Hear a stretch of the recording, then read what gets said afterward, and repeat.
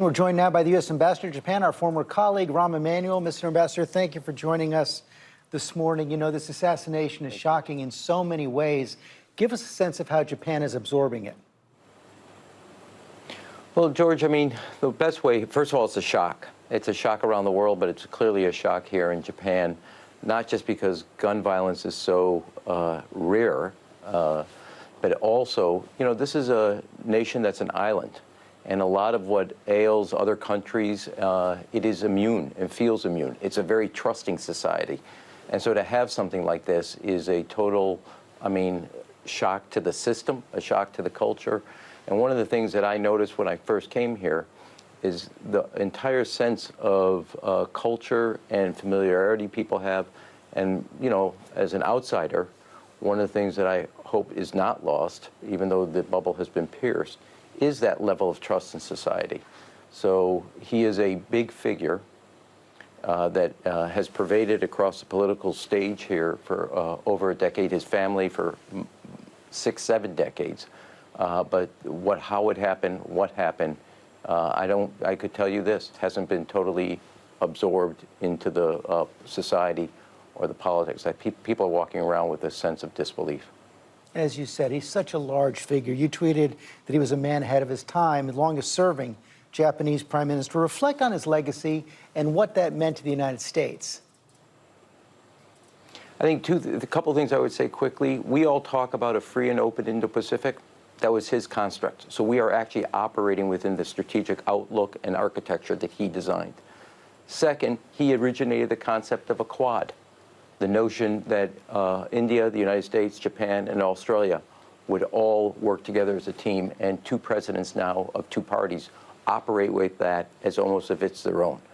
Third, he was the author with President Obama of the Trans-Pacific Economic Strategic Integration of the entire region with the United States. At every level, those 3 things, economics, national security, New York Alliance, a construct of the kind of a theme called the Free and Open Indo-Pacific, he is the original author of.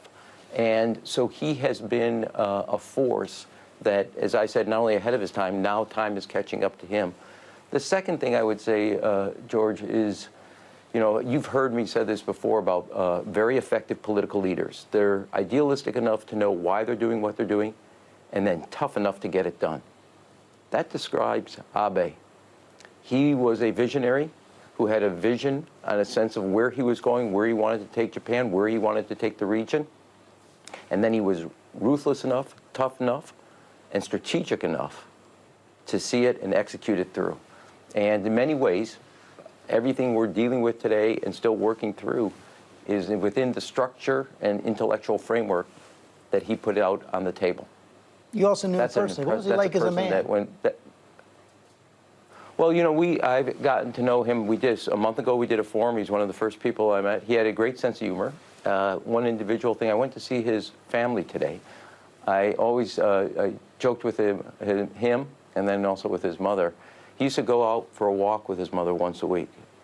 And his mother is both the wife of a defense minister, the daughter of a former prime minister, the mother of a prime minister, a mother also of a defense minister.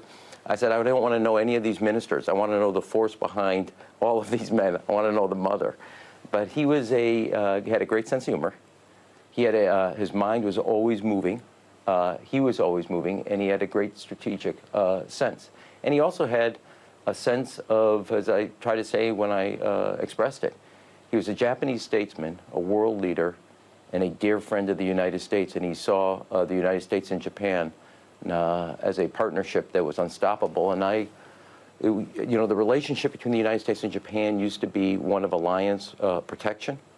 Because of his vision, it's now one of alliance projection into the Indo-Pacific area. Ambassador Emanuel, thanks very much for your time this morning.